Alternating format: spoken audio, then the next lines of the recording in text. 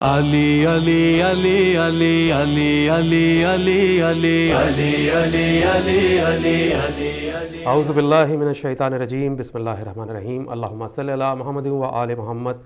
قائم T V Canada دیکھنے والے تمام ناظرین کو پروگرام امام اور امت سے سجاد شاہ جی کی طرف سے السلام علیکم۔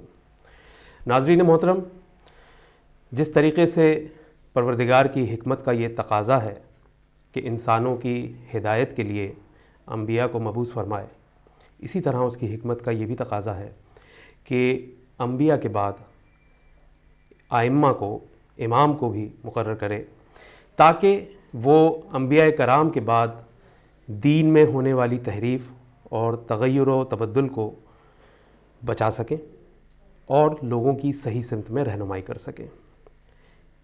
امت کے لیے امام کا وجود کتنی اہمیت کا حامل ہے، کتنا ضروری ہے، اس پر گفتگو کے لیے آج ہماری خوش نصیبی ہے، ہمارے ساتھ موجود ہیں عصر حاضر کے ایک ایسے جواں سال خطیب جو کہ بہت کم عرصے میں ماشاءاللہ اپنی علمیت کو منوایا اپنی خطابت سے، اور بہت خوبصورت انداز خطابت ہے، بہت جوشیلے انداز میں خطابت کرتے ہیں اور بغیر کسی خوف و خطر کے خطابت کرتے ہیں، یہ بھی میں ضرور کہوں گا ماشاءاللہ۔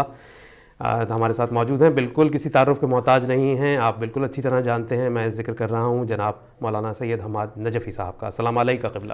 علیکم السلام ورحمۃ اللہ وبرکاتہ۔ آغا سب سے پہلے تو شکریہ قبول کیجئے میری طرف سے اور قائم ٹی وی کینیڈا کی طرف سے کہ آپ نے اپنے قیمتی وقت کو ہمارے لیے نکالا، اور آپ سے گفتگو کا ہم آغاز کرنا چاہیں گے چونکہ ماہ رجب بھی ہے اور یہ مہینہ منسوب ہے ابو الائمہ امام علی علیہ السلام سے، تو میں چاہوں گا امام اور امت کے حوالے سے سب سے پہلے کہ آپ ہمارے ناظرین کو، خصوصاً ہمارے نوجوان ناظرین کو، ان کے لیے ذرا یہ بتائیے اجمالی طور پہ کہ امام کے لغوی معنی کیا ہوں گے؟ اعوذ باللہ من الشیطان اللعین الرجیم، بسم اللہ الرحمن الرحیم۔ سب سے پہلے تو آپ کا اور آپ کے ادارے کا شکریہ، اور پروردگار آپ سب کی توفیقات خیر میں اضافہ فرمائے۔ الہی آمین، جزاک اللہ۔ امام کے لغوی معنی لسان العرب میں ابن منظور نے جو لغوی تعریف کی ہے لفظ امام کی، کہ کل من اعتم بہ قوم، کہ ہر وہ چیز جس کی کوئی قوم جو ہے وہ اس کی اقتداء کرے، اتباع کرے اور اسے جو ہے اپنا پیشوا قرار دے لغوی اعتبار سے، ٹھیک ہے، چاہے وہ کوئی بھی چیز ہو، کوئی بھی چیز اسے جو ہے وہ امام کہا جاتا ہے۔ ٹھیک ہے۔ اب اس سے قطع نظر کہ وہ قوم آیا حق پر ہو یا باطل پر ہو، یعنی مطلق تعریف بیان فرمائی، تو کوئی بھی لغوی اعتبار سے امام اسے کہا جاتا ہے کہ جس کے پیچھے چلا جائے، جس کی اتباع کی جائے، اور اس کا گراؤنڈ بہت وسیع ہے، وہ ساتھ ہے کہ اس میں کوئی بھی چیز آ جائے، تو لغوی اعتبار سے امام اسے کہا جاتا ہے۔ اسے کہا جاتا ہے، تو مطلب اسی اعتبار سے وہ امامت کی قسمیں ہیں الگ الگ، جیسے مسجد کے پیش امام کو بھی ہم امام کہتے ہیں کہ وہ نماز کے لیے ہماری رہنمائی فرما رہا ہے، بالکل ایسا ہی ہے، اسی لیے جو استعمالات ہیں تو لغوی معنی ہوتا ہے ٹھیک۔ اب لیکن جب عرب کے اندر لفظ کوئی ڈکشنری سے نکل کر مستعمل ہوتا ہے مختلف زاویوں میں، ٹھیک ہے، اس طرح جو خط کھینچی جاتی ہے بنا قائم کرنے کے لیے، کسی مکان کی جو ہے وہ بلندی کے لیے، اس مکان کے اٹھان کے لیے، تو جو خط کھینچی جاتی ہے جس پر آپ نے دیکھا ہوگا کہ بلاکس رکھے جائیں، جی جی جی بالکل، تو اس بنا کو بھی جو ہے امام کہا جاتا ہے۔ امام کہا جاتا ہے۔ اچھا، اس کے اندر بڑا لطیف جو ہے وہ نقطہ یہ ہے کہ بنا کو امام اس لیے کہا جاتا ہے کیونکہ وہ اگر خط سیدھی ہوگی تو عمارت سیدھی کھڑی ہوگی۔ بالکل صحیح۔ اور اسی طرح یہ جو چرواہے ابل کو چراتے ہیں، صحیح صحیح، اور اونٹ کے جو ہے وہ ریوڑ کو یا جو اس کے سارواں ہوتے ہیں وہ سب بکریوں کو، تو اس کو بھی امام کہتے ہیں، اس کو بھی امام کہتے ہیں۔ اب اس میں لطافت، یہ لغوی استعمالات ہیں لفظ امام کے۔ اب اس میں لطافت یہ ہے کہ چرواہا جو ہوتا ہے، چرانے والا، ہانکنے والا جو ہوتا ہے، وہ تو جسے رائی کہا جاتا ہے، رائی الابل کہا جاتا ہے، وہ تو اس گروہ کے جانوروں کے ٹولے کے پیچھے ہوتا ہے، غول کے پیچھے ہوتا ہے، تو اسے امام کیوں کہا جاتا ہے؟ تو اس کا مطلب یہ ہوا جب کلام عرب کے اندر امام کا استعمال ایسے شخص پر ہے کہ جو چرواہا ہو اور جو ہے وہ اس گروہ کے پیچھے ہو جس کا امام ہے، اور گروہ اسے دیکھ نہیں رہا ہوتا، لیکن وہ اس کی اتباع کر رہا ہوتا ہے، کہ اسے وجود کا یقین ہوتا ہے، تو اس کا مطلب امام سبحان اللہ، بھی رہتا ہے۔ کیا خوبصورت بات کہی آپ نے۔ لغوی اعتبار سے لطافت یہ ہے، اور یعنی ایسا نہیں ہے کہ امام صرف اسے کہیں گے جو نظر آ رہا ہو، جو نظر آ رہا ہو، کیونکہ عرب کے استعمال کے اندر ہم نے دیکھا صحیح، کہ جو ہے وہ جو پشت پر رہتے ہوئے ریوڑ کو ہانکتا رہے اسے بھی امام کہتے ہیں، صحیح، اور اس ریوڑ کے اندر جو متی ہوتے ہیں انہیں یقین ہوتا ہے کہ پیچھے امام ہے، اس لیے وہ منزل کی طرف جا رہے ہیں۔ کیا کہنے قبلہ، سبحان اللہ سبحان اللہ، بہت خوبصورت اور بہت سہل انداز میں آپ نے اس دقیق ترین بات کو سمجھا دیا، بہت خوب۔ اچھا آغا یہ بتائیے گا کہ امامت جس کو ہم منسوب کر رہے ہیں رسالت کے ساتھ، جی ٹھیک ہے جی. تو ہم قرآن کے اندر حضرت ابراہیم کی دعا بھی دیکھتے ہیں امامت کے حوالے سے, پروردگار کا کلام بھی پڑھتے ہیں کہ اس میں پروردگار ارشاد فرماتا ہے کہ قال انی جاعلک للناس اماما, کہ ہم تمہیں امام بنا رہے ہیں. تو یہ بتائیے کہ حضرت ابراہیم نے بھی دعا کی کہ مجھے امامت دے اور میری ذریت میں بھی دے, یعنی دعا کی اس قدر تاکید کی انہوں نے اس بات کی. تو یہ بتائیے گا کہ کیا امامت کے عہدے میں ایسی کیا خصوصیت ہے کہ حضرت ابراہیم جو ہیں وہ اولو العزم نبی ہیں اور صاحب شریعت نبی ہیں, رسول ہیں, اور پھر وہ امامت طلب کر رہے ہیں, تو یہ اس عہدے کی کیا خصوصیت ہے؟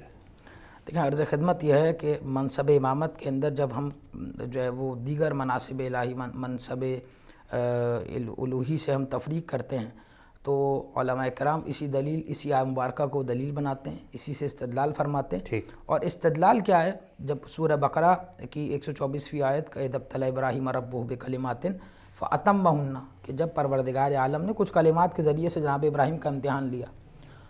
اچھا, یہاں لطافت یہ ہے کہ ابراہیم کا امتحان لیا گیا تو لغوی اعتبار سے اور تفسیر میزان میں آغا طباطبائی نے لکھا کہ ابتلا جو لغت میں استعمال ہوتا ہے وہ ہوتا ہے چھاننے کے لیے, پرکھنے کے لیے. اچھا, یعنی نبی ابراہیم کو اب وہ الگ بات ہے کہ جو ہے جناب ابراہیم کا اللہ کی نگاہ میں وہ پرکھنا کیا تھا, وہ کس معیار پہ تھا, کس بلندی پر تھا. یقیناً جو ہے وہ عصمت پر فائز ہے اور ہم جیسوں کا ان جیسوں سے مقابلہ تقابل نہیں کیا جا سکتا. لیکن ابتلا جو ہے وہ استعمالی لغت کے اندر وہاں ہوتا ہے جہاں پرکھنا ہو, جہاں جو ہے وہ کوئی شک و شبہ ہو, کوئی کمی پیشی ہو, امتحان لے کر پرکھ کر اسے جو ہے وہ دور کر دیا جائے. یعنی یہ یقین حاصل ہو جائے کہ یہ جو ہے وہ جس چیز کے لیے بھی امتحان لیا جا رہا ہے, جس مقصد کے لیے بھی امتحان لیا جا رہا ہے کہ جو ہے وہ یہ اس میں جو ہے وہ 110% جو ہے وہ فلفل ہے, کامل ہے اور جو ہے وہ سپریم ہے. تو فرمایا کہ اذ ابتلی ابراہیم ربہ بکلمات فاتمہن, جب کامیاب ہو گئے, جب تمام کر دیا, قال انی جاعلک للناس اماما, تو اللہ نے فرمایا میں بنا رہا ہوں تمہیں جو ہے وہ انسانوں کا امام. تو سب سے پہلی بات تو یہ کہ اللہ نے کہا میں بنا رہا ہوں. انا کے اندر یا نسبتی ہے اور یا نسبتی خود متکلم کی طرف اشارہ کرتی ہے. بہت خوب. تو جب اللہ نے کہا کہ میں بنا رہا ہوں, اس کا مطلب یہ منشور قرآنی ہے کہ جو ہے وہ امام اللہ بنائے گا, انسان نہیں بنائے گا. منصوص من اللہ ہوگا, منصوص من اللہ ہوگا, اللہ کی جانب سے ہوگا. اچھا, اس سے بڑھ کر بات یہ ہے کہ جب دیکھا کہ جو ہے وہ کہ ابراہیم نے کہ مجھے امامت کا عہدہ عطا کیا گیا, قرآن کی صریح نص موجود ہے کہ وقال, تو جناب ابراہیم نے فرمایا کہ من ذریتی, کیا میری آگے آنے والی نسلوں میں سے بھی جو ہے وہ امامت ہوگی. تو اللہ تعالیٰ نے ایک بہترین کلیہ عنایت فرمایا اور جو ہے وہ معیار منشور اور ماتن دے دیا مسئلہ امامت کے لیے کہ کوئی انسان کسی بھی زمانے میں ہو, چاہے رسول خدا کے دور میں ہو, چاہے اس کے بعد ہو, چاہے آج کے زمانے میں ہو, تفریق نہ ہو سکے, تفرقے نہ ہو سکیں.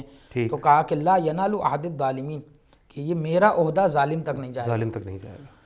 بہت توجہ چاہوں گا محترم ناظرین کی اور آپ حضرات کی کہ دیکھیں اللہ تعالیٰ نے میرا عہدہ کہا, تو لطافت یہ ہے کہ آپ نے استعمال کی بات کر رہا ہوں, کبھی یہ نہیں دیکھا ہوگا کہ جو ہے وہ یعنی یہ دیکھا ہے کہ رسول اللہ کہا جاتا ہے, اللہ کا رسول, نبی اللہ کہا جاتا ہے, اللہ کا نبی, ٹھیک, امام اللہ نہیں کہا جاتا.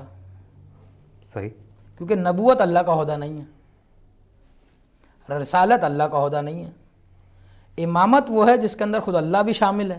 کیا کہنے, کیونکہ احدی کہا کہ میرا عہدہ, اس لیے استعمال کے اندر کبھی آپ نے دیکھا نہیں ہوگا کہ یہ امام اللہ ہیں, یہ اللہ کا امام ہے. بہت خوبصورت نقطہ, بہت خوبصورت نقطہ. اس لیے اللہ کی جانب سے تو امام ہو سکتا ہے, صحیح, اللہ کا امام نہیں ہو سکتا. اللہ کا امام نہیں ہو سکتا. تو وہ جو امتحان لیا, اسی لیے ہم کہتے ہیں کہ مسئلہ امامت یا منصب امامت نبوت سے بالاتر ہے, بلندتر ہے. اس کا استدلال اس طرح سے ہے جو ہے وہ علماء نے مفسرین نے بیان فرمایا کہ جناب ابراہیم نے جو ہے وہ, یعنی ایک تو یہ کہ جناب ابراہیم پہلے نبی تھے, ٹھیک ہے, پھر صاحب شریعت تھے, پھر صاحب رسالت تھے, اس کے بعد اللہ تعالیٰ نے امامت عطا کی.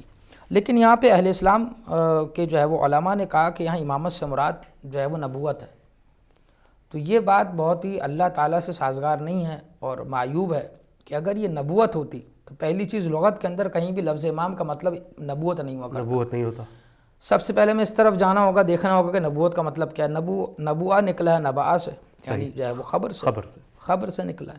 تو نبوت کا مطلب ہے خبر کو وصول کرنے والا, خبر کو کوئی بات کو جو ہے وہ وصول کرنے والا, اس کا جو ہے وہ متحمل ہو, اس کو حمل کرنے والا ہو.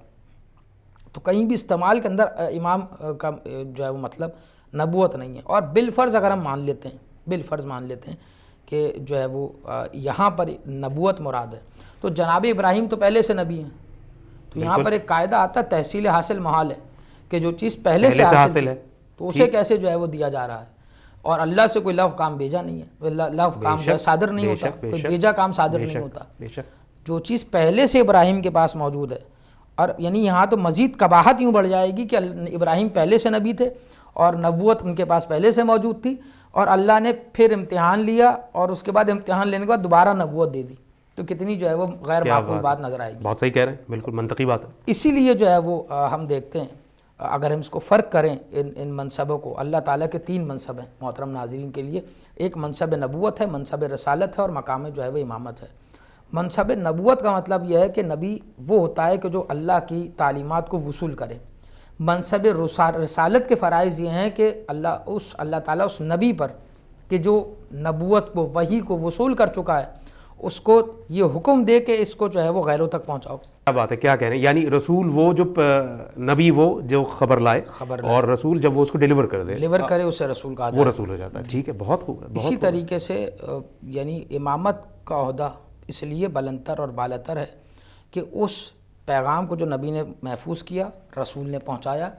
اب پہنچا تو دیا, اگر ہم قرآنی آیات میں دیکھیں تو رسول کے لیے جو آیا وما علینا الا البلاغ, کہ تمہارے پہ صرف کچھ نہیں ہے سوائے کہ پہنچا دو.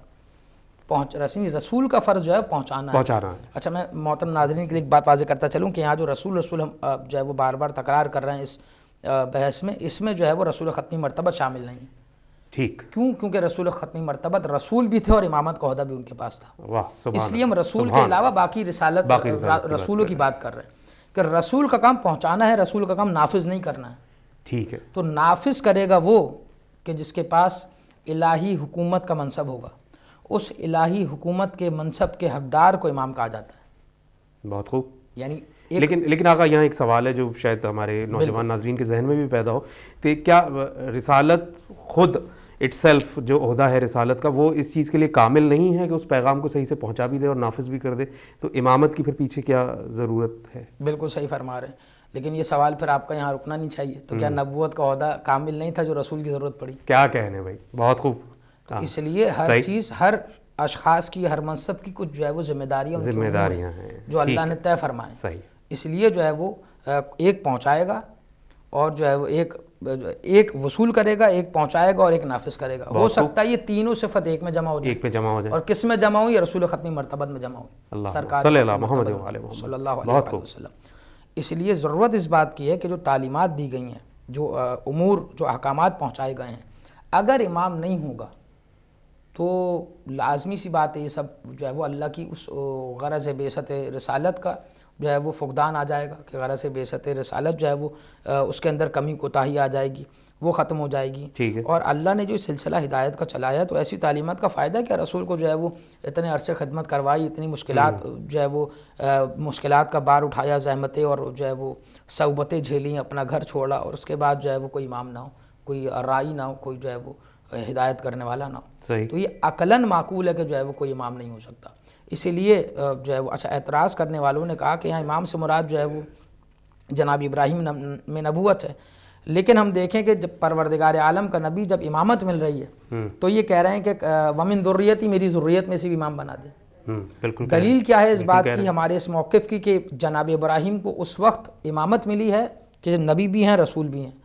قرآن کی وہ آیت مبارکہ جب جو ہے وہ انہیں بشارت دی گئی کہ جو ہے وہ انہیں اولاد عطا کی جائے گی. ٹھیک ہے. تو جناب ابراہیم کا جو ہے وہ کنفیس ہے کہ جناب ابراہیم نے کہا کہ بشرتمونی, کیا تم مجھے جو ہے وہ اس حالت میں بشارت دیتے ہو کہ میری عمر اتنی طویل ہو چکی ہے.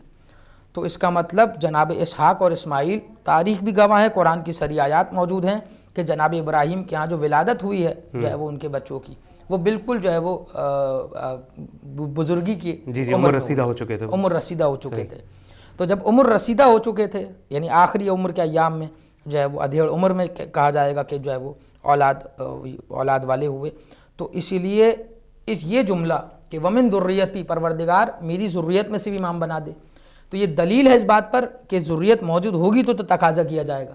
ٹھیک. اگر ذریت موجود ہی نہیں ہے, آل اولاد موجود ہی نہیں ہے, تو سوال میں کروں گا کیوں؟ تو جناب ابراہیم کی اولاد موجود تھی، چاہے وہ اولاد ہو چاہے ایک لڑکا موجود، صحیح، اس میں ہم بحث نہیں کرتے، لیکن یہ کہ اولاد موجود ہے، اور اولاد ثابت ہے کہ جناب ابراہیم کے آخری عمر کے ایام میں، ادھیڑ عمر میں، صحیح بات واضح ہو رہی ہے. تو جب ادھیڑ عمر میں تو اس کا مطلب یہ یقین کامل ہے کہ ابراہیم نبی بھی ہیں اور رسول بھی ہیں. بہت خوب. تو نبی اور رسول ہیں تب امامت مل رہی ہے، اور تب کہہ رہے ہیں کہ میری ذریت میں سے امام بنا دے. تو اسی لیے امامت کا بڑا عہدہ اس لیے ہے. اب دیکھیں ابراہیم کے پاس نبوت کا عہدہ بھی ہے، رسالت کا عہدہ بھی ہے، اور امامت کا عہدہ بھی ہے. اور کوئی شخص، کوئی باپ اگر اپنے بچے کے لیے کچھ چاہتا ہے تو، اور اس کے پاس 3 چیزوں کا انتخاب ہو، کہ چوائس ہو کہ 3 چیزوں میں سے کسی ایک کا انتخاب کرنا ہے، تو وہ ہمیشہ اعلیٰ اور برتر اور افضل کا انتخاب کرے گا. ایسا ہی. اس لیے ابراہیم کا نبوت اور رسالت کو چھوڑ کر امامت کا طلب کرنا ہی بتاتا ہے کہ جو ہے وہ خود نبی ابراہیم کی نگاہ میں منصب امامت جو ہے وہ سب سے اعلیٰ اور ادنا. بہت خوب، بہت خوب. اور ایک اور بس بات یہیں سے جو ہے وہ تیزی کے ساتھ اس بات سے منسلک کرتے ہوئے کہ جب کہا کہ اللہ نے میں بنا رہا ہوں امام، تو نبی ابراہیم نے کیا فرمایا کہ ومن ذریتی، سوال کیا، نبی ہوتے ہوئے تقاضا کیا، نبی ہوتے ہوئے مطالبہ کیا. اس کا مطلب خود نبی ابراہیم اس بات کو جانتے تھے کہ امام جو ہے وہ اللہ ہی بناتا ہے. تو جس چیز کا حق خود نبی العظم پیغمبر کو نہیں ہے، وہ نبی کے جانے کے بعد نبی کے صحابہ کو کیسے ہو سکتا ہے؟ بہت خوب، بہت منطقی بات ہے. ناظرین، آج کی گفتگو آپ نے سنی اس پروگرام کی، اور میں سمجھتا ہوں کہ بہت مشکل باتوں کو بہت آسان انداز میں مولانا سید حماد نجفی صاحب نے ہمیں سمجھایا ہے، اور انشاءاللہ یہ موضوع جاری رہے گا، اس پہ گفتگو بھی جاری رہے گی. آج کے پروگرام امام اور امت سے اب تک کے لیے اجازت دیجیے سجاد شاہ جی کو، اور اپنا اور گرد و نواز سب کا خیال رکھیے، اور جو لوگ ہمارے درمیان نہیں رہے ہیں ان کی مغفرت کی دعا بھی ضرور کیجیے گا. اس کے ساتھ ہی اجازت دیجیے. دیکھتے رہیے قائم ٹی وی کینیڈا، کیونکہ قائم سے ہے زندگی. خدا حافظ. صلی اللہ علیہ وآلہ وسلم، صلی اللہ علیہ وآلہ وسلم.